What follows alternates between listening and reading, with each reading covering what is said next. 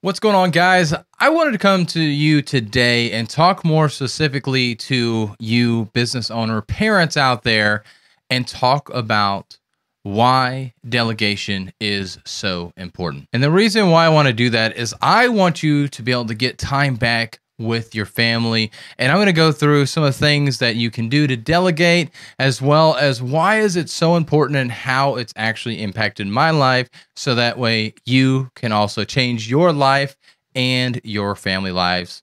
Of course, your business as well within that. So why delegation is a non-negotiable is because you have to stop wearing every single hat. Unfortunately, when we're first starting in business, we're probably wearing a lot of those hats, but you don't have to wear them for as long as you think. It's not as hard as you may think. Yes, you need to have the finances there to be able to start delegating things. Maybe you can automate them, but you can also find ways to find virtual assistants where I can come in and help you out with that.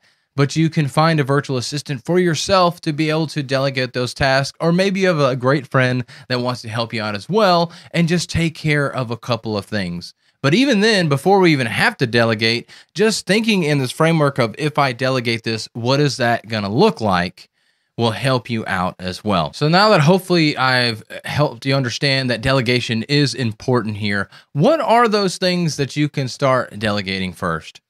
Social media management. So the one actually going in and posting, maybe even creating some kind of community engagement, interacting with comments that are had. I would say some of these more personal things you might not want to do, but you could have somebody come in and let you know, hey, somebody made a comment here or somebody sent you a DM. They could handle some of these things for you and start to look at your voice and how you respond to things and maybe start to create some of those responses. But at a minimum, starting to create some of the content, some of the captions that you're going to post, as well as actually scheduling on your behalf is something you can do and have a virtual assistant, also known as a VA, do for you. Calendar management and email management is another two things that you can do, kind of being your executive assistant, taking care of a lot of things for you, managing where you're going to be, making sure that your calendar gets booked and gets filled up, as well as handling emails. So if you don't have to look at the junk emails, you can have that organized and be able to look at things very quickly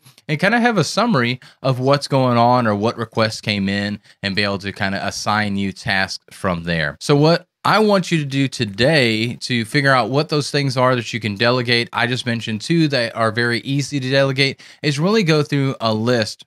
I want you to list out all the things that you typically do on a daily basis. I'm not talking about the onesie, twosie things. I'm talking about the things that you do on a daily basis. Write that list out and then put an L or H next to them.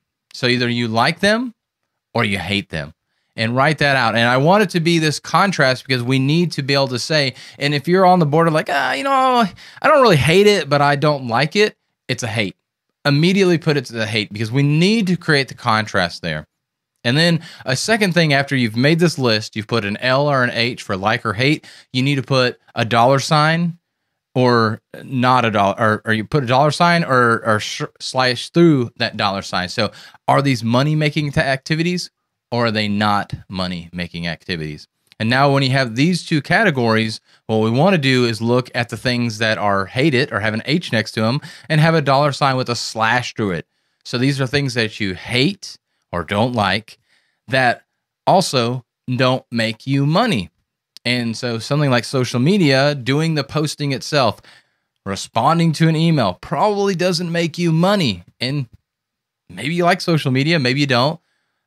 I'd be surprised if you like handling your own email. But these are things you can look at, and those would be the things that you would then start to work on delegating. And so then from there, what we want to do is make sure we have some kind of procedure there. So you can do this in a couple ways, either literally writing out, okay, here's exactly how I do it. Here's how I go through checking my calendar, what I post on social media, or You can go through and do something like a Loom video, record yourself doing this, talking through it. And those two things are not quite as good when it comes to actually having like, here's a step-by-step, but say you do podcast recording and you have your editing and you need to go post it on your website and on Buzzsprout or whatever hosting platform you have. You can actually go through and use Loom and create the step-by-step talking through what you did. That way somebody could pick up after you and create that procedure for that. So when it comes to actually delegating this work, whether you go to a VA or somebody else, you want to make sure that you're very clear on those expectations. So have that procedure there in place. Tell them these are the things that I want to do. Here's my expectation, dates and deadlines on all of these things. When do you regularly do this stuff? You want to have all of that in place. So you can use something like Asana to help you out with that, some kind of project management software there, task management software to do that. I promise this may sound daunting to you. This may sound like so much. And you probably are saying to yourself, I don't have enough time to do this.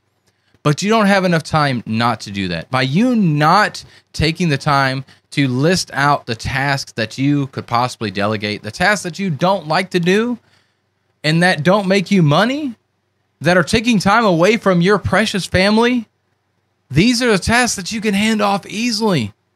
And you can't tell me that $1,000, $1,500, $30,000 a month, whatever it may cost, how many ever VAs you may need to get for how much ever time you need to get, is not worth it. Your family, that time back with your family, or even at a minimum, the time back to do other things on your business, that's not worth it. I want you to really think about that.